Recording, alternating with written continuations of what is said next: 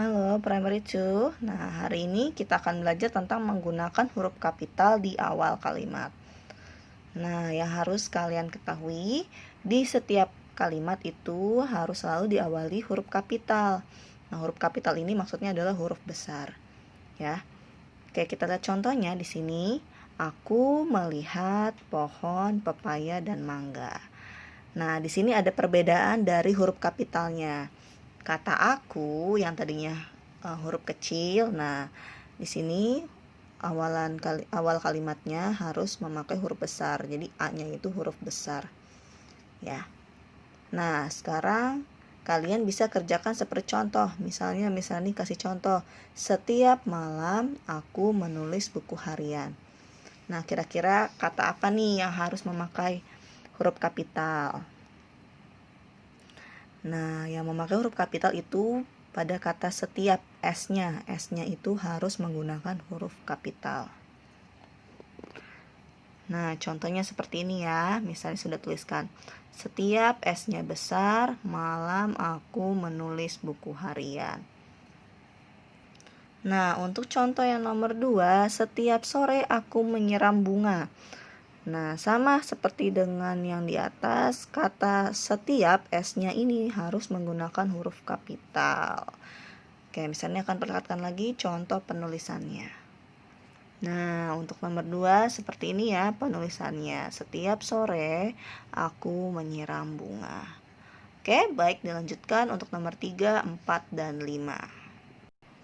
Nah, ini adalah perbedaannya ya. Untuk nomor 3, kata aku, A-nya harus memakai huruf besar seperti ini.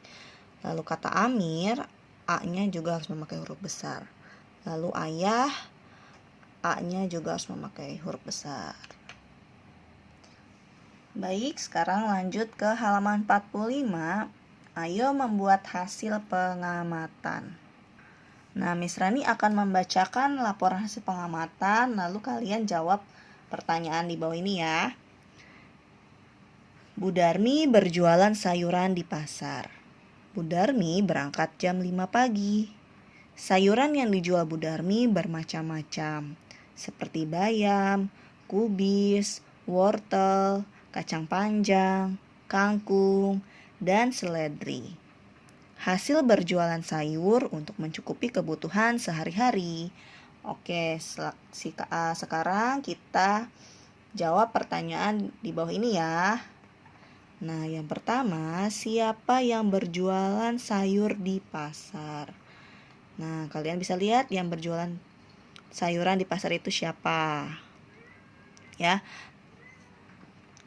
Lalu untuk nomor 2, jam berapa Bu Darmi mulai berjualan? Nah, kamu bisa melihat lagi jam berapa kira-kira Bu Darmi itu sudah mulai jualan ya atau berangkat. Nomor 3, sayuran apa saja yang dijual Bu Darmi tadi yang misalnya sudah bacakan tadi. Contohnya tadi ada bayam, kubis ya, dan lain-lain. Lalu nomor 4, untuk apa Bu Darmi berjualan sayur?